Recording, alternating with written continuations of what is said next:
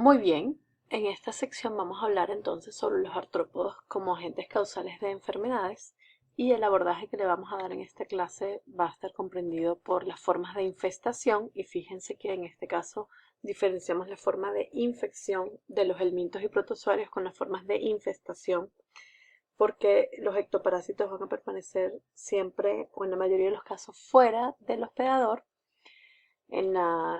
habitualmente en la piel y vamos a hablar sobre las características biológicas y morfológicas de estos artrópodos que son relevantes para su diagnóstico y manifestaciones clínicas. Vamos a describir las manifestaciones clínicas que son importantes para el diagnóstico y vamos a hacer algunas puntualizaciones sobre el manejo médico en cuanto al diagnóstico y al tratamiento y a evitar la transmisión. Vamos a empezar con insectos y dentro de los insectos vamos a comenzar con los más conocidos y comunes que son los piojos. Los piojos se denominan anopluros y son los agentes causales de la pediculosis. Y aquí tenemos tanto a los adultos como a las liendres que son bastante conocidas por todos. Y también debemos mencionar que los piojos también pueden ser vectores biológicos de enfermedades no parasitarias como tifus epidémico y fiebre de las trincheras. Las formas de infestación de los piojos las conocemos también muy bien, esta imagen típica de la transmisión para piojos. El contacto cercano persona a persona es la forma más importante de transmisión, pero también se ha descrito la transmisión a través de fómites como cepillos, sábanas, alfombra, incluso tapicería. De las características morfológicas que necesitamos precisar de los piojos, tenemos tanto la especie de pedículos humanos, corporis y capitis, y el tirus pubis, que se denomina popularmente ladilla. En todos estos todos estos anopluros, el cuerpo es cilíndrico, el adulto mide de 1 a 2 milímetros de largo y son en ocasiones difíciles de observar porque tienen una conducta de evitar la luz y por lo tanto se esconden. De las manifestaciones clínicas características, sabemos que esta es la apariencia característica de una persona con pediculosis capitis. Sobre todo llama la atención un prurito intenso y constante y un disconfort generado por ese prurito. Y la localización habitual es el cabello, vello corporal y genitales. En relación al manejo médico, a pesar de que todos lo conocemos bastante bien, el diagnóstico se realiza a través del hallazgo macroscópico de huevos y adultos y este diagnóstico habitualmente lo hacen nuestras abuelas o madres y el tratamiento va dirigido a matar los adultos y eliminar los huevos. Otros artrópodos importantes son las pulgas que están dentro del grupo de los insectos. Y de las pulgas vamos a hablar hoy sobre el agente causal de pulicosis y el agente causal de tungiasis. Vamos a ver que la pulga más frecuentemente involucrada en la infestación en humanos es el Pulex irritans, pero también pulgas de otras especies animales pueden infestar a los seres humanos. Y es importante también saber que las pulgas pueden funcionar como vectores biológicos del miltos y de algunas bacterias como Bartonella, Rickettsia, Yersinia. En relación a tungiasis, tenemos que es el agente causal de Tunga penetrans, es el agente causal de la tungiasis y en ambos casos el estadio responsable de enfermedad estamos hablando de adultos. En relación a las características biológicas de las pulgas, tenemos un ciclo de vida determinado o conformado por adultos que producen huevos. Los adultos se encuentran en sus distintos hospedadores, pero también se pueden compartir entre ellos. Y los adultos están alimentándose habitualmente sobre la piel para producir huevos que son eliminados al medio ambiente y en el medio ambiente se desarrollan los huevos a larvas y luego a pupas que luego nuevamente cuando eclosionan los adultos pueden infestar nuevamente otros seres vivos de sangre caliente sobre los cuales se alimentan con hematofagia para nuevamente desarrollar huevos. Las lesiones características en las manifestaciones clínicas de pulicosis las conocemos también. Podemos hacer el diagnóstico a través de la observación de múltiples picadas que se observan en forma de pápulas eritematosas que pueden llegar a tener costras, y también es frecuente poder apreciar los adultos alimentándose sobre la piel. En relación al manejo médico, el diagnóstico como se hace, como les dije, a través de las lesiones características y la observación de los adultos. Los objetivos del tratamiento están dirigidos a disminuir los síntomas con esteroides tópicos y antihistamínicos. Y aquí lo crucial es la aplicación de medidas de prevención, tratar los hogares, las mascotas y las áreas exteriores con pesticidas de forma de eliminar la infestación del ambiente y de todos los seres vivos que sirven de alimento para las pulgas. Las niguas, conocidas popularmente como las tungiasis, conocidas popularmente como niguas, pueden tener esta apariencia que llama muchísimo la atención. Estos son indígenas Yanomami del Alto Orinoco, y estas son fotos tomadas por un antropólogo que estaba trabajando con los indígenas, y son lesiones muy llamativas que no son frecuentes. Vamos a ver que el agente etiológico de la nigua, de la tungiasis, es la Tunga penetrans, que tiene estas características morfológicas. Son unas pulgas microscópicas que están envueltas habitualmente en membranas dentro de la piel y que pueden producir huevos allí dentro en la piel. El ciclo de vida está determinado por adultos que cuando están maduros, van a ingresar en el estrato granuloso de la piel, formando lesiones subcutáneas en las cuales va a haber cópula de macho y hembra y producción de huevos. Una vez que los huevos son producidos, se eliminan al medio ambiente, y de allí se desarrolla hacia larvas y pupas, y nuevamente los adultos están listos para infectar a un nuevo hospedador. El estadio responsable de enfermedad aquí nuevamente son los adultos.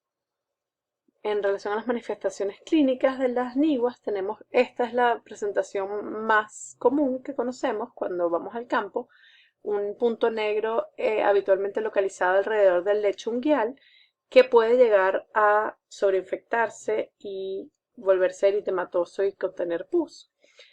Pero al progresar en el tiempo estas lesiones, y si no se retiran las lesiones primarias, entonces puede haber lesiones de tipo costroso necrótico, que son características y que pueden llegar a progresar a la imagen que vimos anteriormente en los indígenas Yanomami.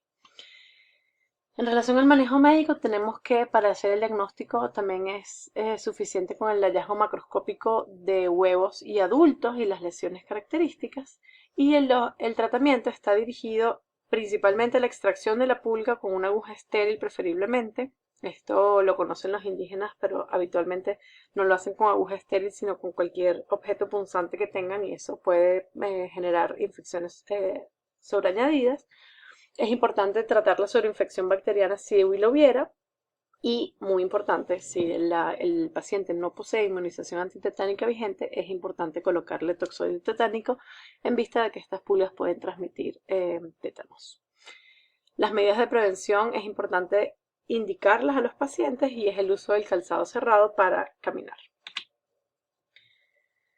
Siguiendo con los insectos, vamos a ver una enfermedad producida por mariposas, y es la dermatitis producida por la denominada popularmente palometa peluda, que se conoce como Ilesia metabus.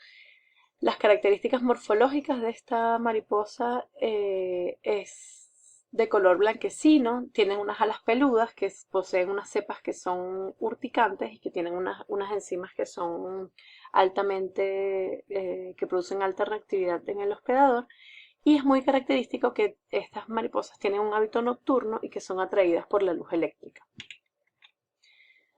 Las formas de infestación: el contacto cercano con la mariposa o con las cepas urticantes. Esto es muy importante porque muchas veces no existe el antecedente del contacto con la mariposa, pero el hecho de que estén en fómites o en el ambiente las cepas urticantes ya es suficiente para que ocurra la infestación.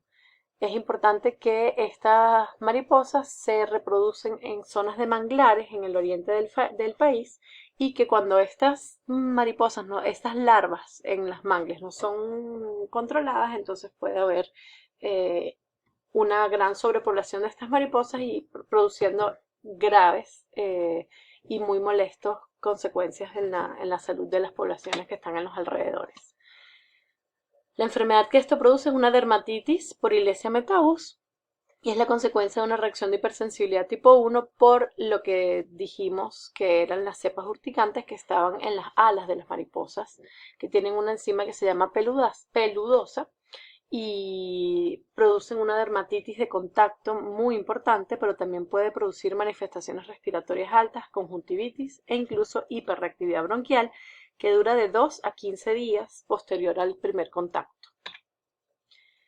En relación al manejo médico de la dermatitis por Ilesia metabus, vamos a tener que el diagnóstico se hace con el antecedente de la procedencia o visita al oriente venezolano y las lesiones típicas urticariformes y manifestaciones respiratorias altas y bajas como consecuencia de esa reacción de hipersensibilidad tipo 1. Los objetivos del tratamiento son controlar los síntomas y esto se realiza con antihistamínicos y antiinflamatorios dependiendo del grado de la reactividad del paciente. Y es importantísimo que la neutralización de esa enzima peludosa se hace con vinagre blanco. Esto se puede hacer en el momento del contacto, justo en el momento del contacto con las cepas urticantes o de la mariposa y después, una vez que la reacción de hipersensibilidad tipo 1 se desencadena, ya no tiene mayor efecto. La prevención se hace evitando el contacto con la mariposa y la peludaza, y esto lo conocen muy bien los pobladores del oriente venezolano, y ustedes cuando hay sobrepoblación de la palometa peluda, ustedes pueden observar que los pueblos están en penumbra total durante la noche. El alumbrado público fue eliminado para no atraer las mariposas y las casas están en completa oscuridad para no atraer a las mariposas y tener sus consecuencias. Y el control del desarrollo de las larvas en manglares es sumamente importante y es la medida preventiva primaria para que esta enfermedad, solo que cuando este control no se hace a tiempo, entonces se tienen las consecuencias en las comunidades que están a los alrededores de los manglares. Vamos a pasar por un momento a los arácnidos, y en los arácnidos vamos a encontrar a los ácaros.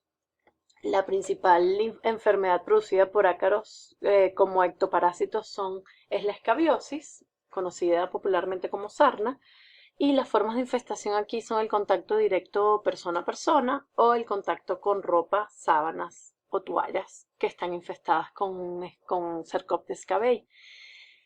Aquí es muy importante, nosotros colocamos una imagen de una cárcel venezolana en la que era una de las localidades en las que se conoce una alta prevalencia de escabiosis. Sin embargo, es importante resaltar que las escasas medidas de higiene generadas, por ejemplo, por falta de jabón y champú y el hacinamiento propician en gran medida la escabiosis, y estos son factores que están determinando que en este momento en Venezuela la escabiosis tenga tan alta prevalencia. El ciclo de vida de Sarcoptes cabei está conformado por adultos que están en túneles subcutáneos copulando para producir huevos, y los huevos se desarrollan a larvas y de larvas a ninfas y luego nuevamente desarrollo adulto. Todo el ciclo de vida ocurre dentro de túneles serpinginosos dentro de la piel. Sin embargo, el estadio responsable de la enfermedad está descrito como los adultos, y los adultos los podemos encontrar en el raspado de piel. Vamos a encontrar un ácaro de color pardo, de tamaño microscópico, y se observan adicionalmente huevos y heces. Las manifestaciones clínicas de la escabiosis son muy características. Encontramos pápulas, pústulas y costras, habitualmente en trayecto más o menos lineal, y se produce un prurito muy intenso, sobre todo a predominio nocturno, y muchas veces encontramos sobreinfección bacteriana. La localización habitual son pliegues cutáneos, zonas más calientes, y vamos a encontrar que los pliegues cutáneos donde se encuentran con mayor frecuencia son las regiones interdigitales y las muñecas, denotada por estos círculos rojos, pero también podemos